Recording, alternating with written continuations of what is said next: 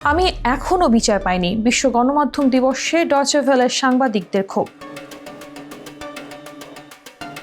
তিনি বলেন, আমি আজও ন্যায় বিচার পাইনি। একটি বেসরকারি টেলিভিশন আমাকে জামায়াত শিবির ট্যাগ দিয়ে মানহানি করে। ঘটনাটির বিচার চেয়ে তিনি রাষ্ট্রের কাছে আহ্বান জানান।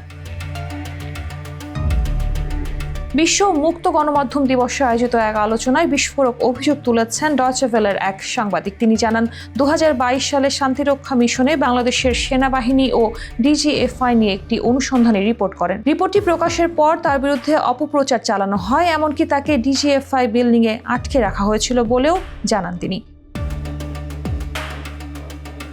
সভায় প্রেস সচিব শফিকুল আলম মন্তব্য করেন, আপনি ওই বেসরকারি টেলিভিশনের বিরুদ্ধে মামলা করে দিন, তারা আমার বিরুদ্ধেও অপপ্রচার চালিয়েছে।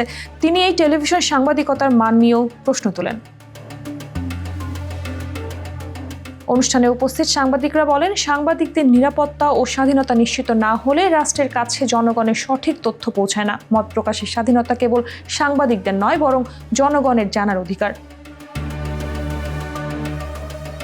তারা আরও বলেন, প্রযুক্তির অগ্রগতির সঙ্গে সঙ্গে ডিজিটাল প্ল্যাটফর্মে মত প্রকাশের সুযোগ যেমন বেড়েছে, তেমনি অপব্যবহারের আশঙ্কাও বেড়েছে। তাই প্রয়োজন ভারসাম্যপূর্ণ ও গণতন্ত্র বান্ধব নীতিমালা।